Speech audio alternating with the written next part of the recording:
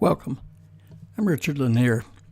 I have lectured extensively on IV fluids for critical care patients. Recently, a colleague of mine came to me and asked me, can we go over it again, especially the part about amino acid administration and where it fits into what we do. We're presented with many patients that have not eaten for a considerable period of time.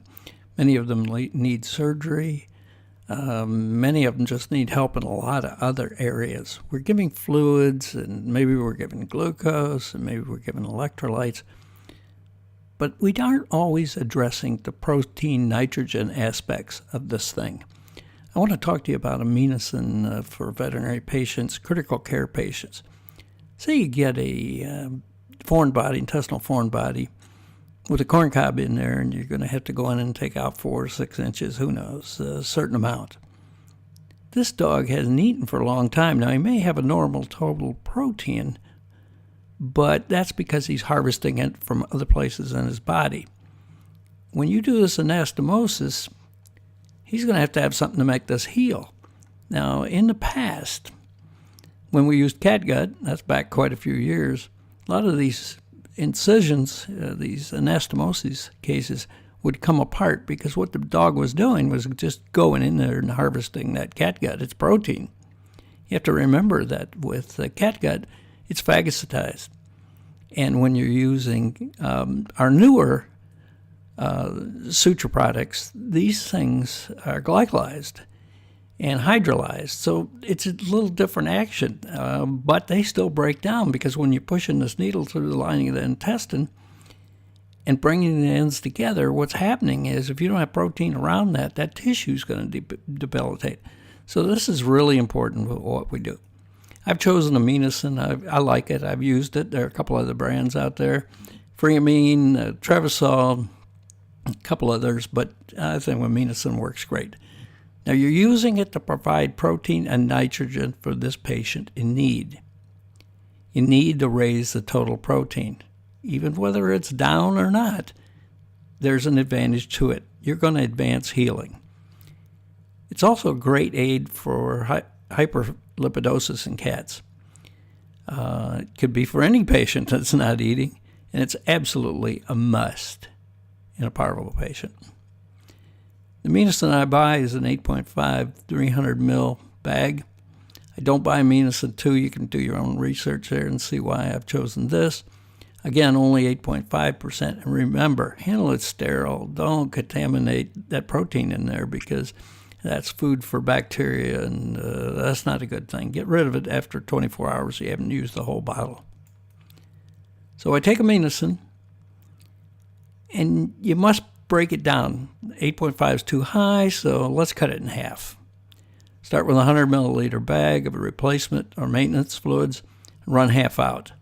Now run 500 milliliter bag of Aminosyn into the original fluid to reach the proper dilution factor. In general, you're going to give this patient about 30 cc's per pound per day. You can give more, but certainly that's a point that you can use as a guideline.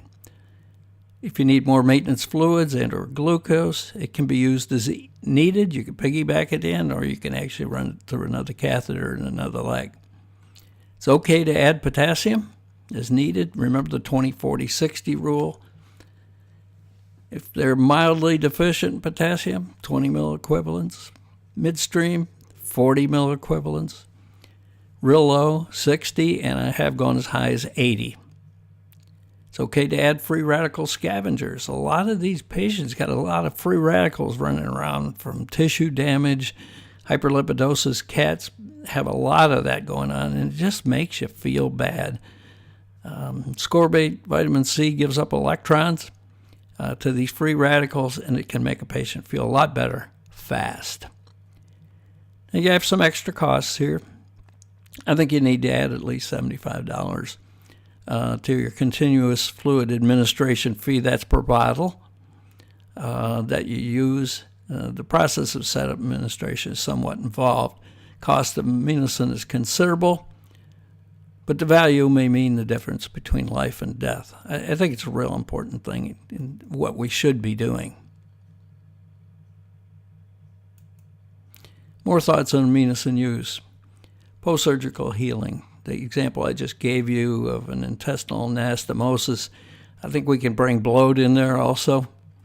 The bloat dog, if you have to go in and do surgery, take out a section of the stomach. Let's get some protein in this guy away and get it healing up. I think parvo, very, very important. They're hemorrhagic protein. They've lost the lining of their GI tract. Parvo treatment, when it's unsuccessful, is because we fail to monitor and maintain potassium, glucose, and especially total protein. These parvo patients that come in and are comatose, may be convulsing. That is strictly due pretty much to the total protein. It's low. I've seen them as low as 2.8. They're a mess. And the minute you clean these things up, all of a sudden these parvo patients look great. Feline hyperlipidosis is a really important part. And I think what's really nice there is that, they get swelling in these liver cells, and they get it because for whatever reason, they don't get protein. And the fats get deposited in there. When you give them Aminosyn, the body gets to stabilize this thing out. I'm not sure which amino acids they need, but dump it in there and let the body shake it out. They do real well, real fast. Aminosyn means better patient care. We just don't do as good a job with intravenous patient care. And this is one thing that we can add to the scope to make it all better. It's the goal of all concerned veterinarians to advance the scope of quality patient care. Learn the value of adding Aminosyn to your parenteral fluid protocols. I hope this has helped. I like it. I've used it for a long, long time. I've lectured on it extensively, and it really is a good thing that we should be doing for this patient. If you have any more questions, forward them to me. My name is Richard Lanier, and my email address is below, rl@laniergroup.com. Thank you for listening.